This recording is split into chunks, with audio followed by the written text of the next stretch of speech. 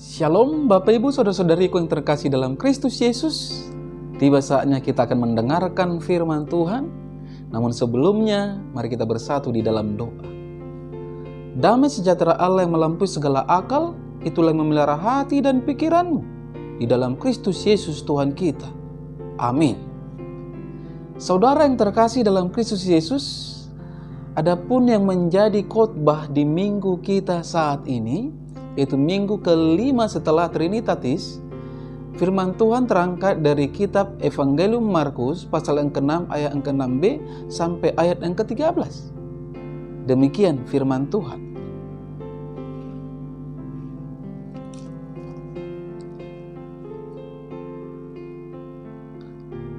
Lalu Yesus berjalan keliling dari desa ke desa sambil mengajar.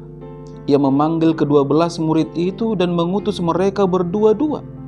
Ia memberi mereka kuasa atas roh-roh jahat dan berpesan kepada mereka supaya jangan membawa apa-apa dalam perjalanan mereka, kecuali tongkat roti pun jangan, bekal pun jangan, uang dalam ikat pinggang pun jangan. Boleh memakai alas kaki, tetapi jangan memakai 2 baju. Katanya selanjutnya kepada mereka, kalau di suatu tempat kamu sudah diterima dalam suatu rumah, tinggallah di situ sampai kamu berangkat dari tempat itu. Dan kalau ada suatu tempat yang tidak mau menerima kamu, dan kalau mereka tidak mau mendengarkan kamu, keluarlah dari situ dan bebaskanlah debu yang di kakimu sebagai peringatan bagi mereka. Lalu pergilah mereka memberitakan bahwa orang harus bertobat, dan mereka mengusir banyak setan dan mengoles banyak orang sakit dengan minyak dan menyembuhkan mereka. Sampai sejauh itu firman Tuhan. Saudara yang terkasih dalam Kristus Yesus, salam buat kita semua. Walaupun saat ini kita masih tetap berhadapan dengan yang namanya COVID-19, ya, mari tetap semangat. Saudara yang terkasih dalam Kristus Yesus, kalau kita melihat bagaimana perjalanan kehidupan Yesus Kristus, bisa dikatakan marturia, diakonia, dan koinonia, itulah kehidupan Yesus. Artinya saudara-saudara, hidup Yesus no day without serving and witnessing. Artinya tiada hari tanpa melayani dan bersaksi. Dengan demikian, bisa dikatakan setiap yang menyatakan dirinya pengikut Kristus sudah otomatis harus menjadi pemberita firman Tuhan. Artinya menjadi saksi Kristus adalah tugas setiap orang Kristen. Bukankah dikatakan saudara-saudara di dalam Evangelium Matius pasal yang ke-28 ayat ke-19 sampai 20a, karena itu pergilah, jadikanlah semua bangsa muridku, dan baptislah mereka dalam nama Bapa dan Anak dan Roh Kudus, dan ajarlah mereka melakukan segala sesuatu yang telah kuperintahkan kepadamu, dan ketahuilah, aku menyertai kamu senantiasa sampai kepada akhir zaman. Luar biasa. Saudara yang terkasih, tema khotbah kita saat ini berkata, pergi dan beritakan firman Allah. Saudara yang terkasih, dengan tema ini bisa muncul pertanyaan dalam benak kita. Mengapa kita harus pergi? Dan ada apa dengan firman Allah sehingga harus diberitakan? Saudara yang terkasih dalam Kristus Yesus, pergi di sini artinya bergerak meninggalkan tempat atau berangkat dari satu tempat ke tempat yang lain. Perkataan ini mengajak agar setiap orang Kristen tidak hanya diam di tempat, saudara-saudara. Karena kalau kita hanya di tempat, tidak akan ada perubahan dan kemajuan. Dengan bergeraklah, kita akan dilihat orang dan kita ketahui apa yang menjadi kekurangan kita, serta apa yang harus kita pelajari lagi. Ada suatu falsafah hidup berkata, saudara-saudara, better wrong than nothing. Yang berarti lebih baik salah daripada tidak ada. Atau bisa juga lebih baik ada daripada tidak ada. Jadi dengan bergeraklah saudara-saudara, kemajuan dan keberhasilan akan ada. Selain itu, no way, jangan berharap. Saudara yang terkasih, kalau dikatakan ada apa dengan firman Allah, mengapa harus diberitakan? Melihat dari Mazmur 119 ayat ke-105 yang berkata, firman-Mu pelita bagi kakiku dan terang bagi jalanku.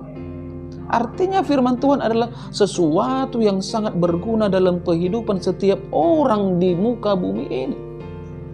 Dengan firman Tuhanlah kita mampu melakukan segala aktivitas kita dengan benar dan menjalani hidup ini agar kita tidak terjatuh. Kalau kita juga membaca Roma 10 ayat ke-17, saudara-saudara, dikatakan di sana, jadi iman timbul dari pendengaran dan pendengaran oleh firman Kristus. Bukankah Yesus berkata bahwa kita selamat oleh dikarenakan iman? Hal inilah yang mendasari mengapa begitu pentingnya firman Tuhan diberitakan, agar melaluinya setiap orang yang mendengarkan beroleh iman dan mendapatkan keselamatan olehnya. Saudara yang terkasih dalam Kristus Yesus, namun sebelum kita pergi keluar memberitakan Injil dan menjadi saksi Kristus, kita secara pribadi harus mengalami pertobatan sejati terlebih dahulu. Kalau kita sendiri masih hidup dalam dosa, mengenakan manusia lama dan tidak mengalami pertobatan secara pribadi, kita pasti tidak akan memiliki kuasa untuk mengajak orang lain percaya kepada Kristus Yesus. Justru kita akan menjadi batu sandungan bagi orang lain, saudara-saudara, dan mempermalukan nama Tuhan di hadapan mereka. Jangan sampai hal ini terjadi. Kita pasti akan gagal, saudara-saudara. Oleh sebab itu, sebelum kita pergi melayani orang lain dan memberitakan Injil, dosa-dosa kita harus dibereskan terlebih dahulu di hadapan Tuhan. Kita harus benar-benar bertobat. Dengan demikian pelayanan kita dalam kehidupan ini tidak lagi menjadi senjata makan Tuhan, tetapi kita akan memiliki keberanian untuk pergi memberitakan Injil dan menjadi saksi Kristus yang benar, karena Roh Kudus yang akan menuntun dan membimbing serta memampukan kita untuk menjangkau jiwa-jiwa sehingga diselamatkan. Saudara yang terkasih, dalam perikop ini ada beberapa pesan Tuhan Yesus kepada murid-muridnya yang menjadi bekal mereka dalam melayani. Artinya di sini Tuhan tidak saja hanya memerintahkan, tetapi juga membekali pemahaman dan kuasa. Yang pertama dikatakan, saudara-saudara, mengutus berdua-dua. Artinya kita ini adalah makhluk sosial yang saling membutuhkan antara yang satu dengan yang lain. Kita ini masing-masing mempunyai kekurangan dan kelebihan. Untuk itu sangat diperlukan kerjasama untuk menggapai sesuatu. Jangan hanya mementingkan diri sendiri. Seperti ada istilah one man band. Jangan kita menjadi orang sombong. Yang kedua, jangan membawa apa-apa dalam perjalanan selain tongkat dan kaos kaki.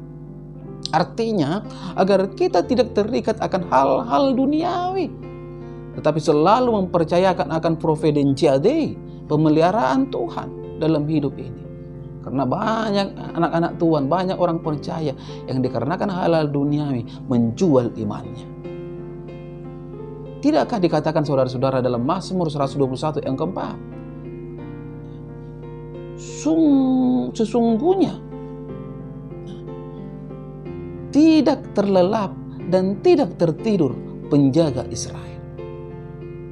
Terlebih lagi dalam Matius 6 ayat 25-34, saudara-saudara, yang menerangkan bagaimana sedangkan burung tidak menabur tetapi Tuhan kasih makan. Bunga bakung di ladang tidak bekerja dan memintal, tetapi berpakaian indah. Ini yang Tuhan ajarkan. Suatu gambaran, artinya dalam hidup ini kita jangan dikuasai oleh kekhawatiran, karena ada Tuhan yang selalu peduli akan hidup kita. Kata tongkat, saudara-saudara, berarti akan ada tantangan kehidupan bagi setiap orang yang percaya. Orang percaya tidak akan berjalan dengan mulus. Untuk itu harus ada selalu kesiapan bagi orang percaya. Jangan pernah lalai dalam hidup ini. Tongkat berguna untuk mengingatkan kita bahwa kita adalah seorang gembala yang akan membimbing setiap orang ke jalan yang benar. Tidak saja hanya akan menerima berkat Tuhan, sebagaimana Yesus yang adalah gembala yang baik. Dan yang ketiga, saudara-saudara yang terkasih dalam Kristus Yesus, ayat ke-10 sampai ke-11 menyatakan bahwa di dunia ini akan ada yang menerima firman Tuhan dan yang tidak menerima. Ada yang bandel, ada yang baik. Untuk itu jangan terkejut kalau ada orang yang tidak menyukai kita, kalau ada orang yang membenci kita dalam pelayanan. Dan kalau ada yang menerima, kita jangan tetap di rumah mereka. Kita harus pergi ke tempat lain. Agar apa? Agar berkat firman Tuhan kebagian kepada orang yang lain. Agar melaluinya ada banyak jiwa-jiwa yang terselamatkan dan bersuka cita. Yang keempat, saudara-saudara, dikatakan di sini yang luar biasa adalah setiap orang percaya yang mau dengan rendah hati memberitakan firman Tuhan, kita akan dimodali dengan kuasa yang luar biasa. Karena memang Tuhan kita adalah Allah yang maha kuasa, yang tiada mustahil bagi Dia. Itu tertulis dalam Lukas 1 yang ke-37. Saudara yang terkasih dalam Kristus Yesus, biarlah melalui firman Tuhan ini, khotbah kita saat ini di minggu kelima setelah Trinitatis ini, kita semakin menyadari bahwa selaku pengikut Kristus, kita terpanggil bukan untuk berdiam diri, tetapi untuk memberitakan firman Tuhan, agar melaluinya banyak jiwa-jiwa yang terselamatkan. Ingat saudara-saudara, kalau kita tidak memberitakan firman Tuhan, bisa jadi dipertanyakan kekristenan kita. Walaupun COVID masih menerpa, perlihatkan diri kita bahwa kita adalah anak-anak Tuhan yang akan mempunyai kuasa menghadapi setiap rintangan dan persoalan. Mari kita jadikan hidup kita suratan-suratan Kristus yang selalu bersaksi bahwa Yesus adalah keselamatan, bahwa Yesus adalah Tuhan. Amin. Kita bersatu dalam doa. Terima kasih Bapa di surga untuk kebenaran firman-Mu yang telah berkumandang melalui media YouTube ini.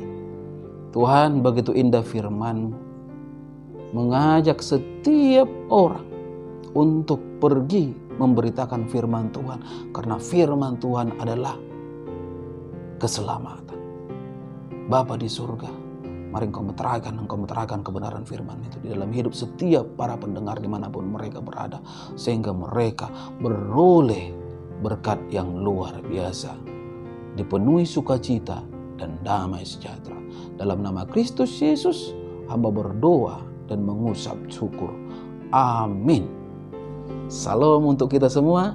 Salam sehat.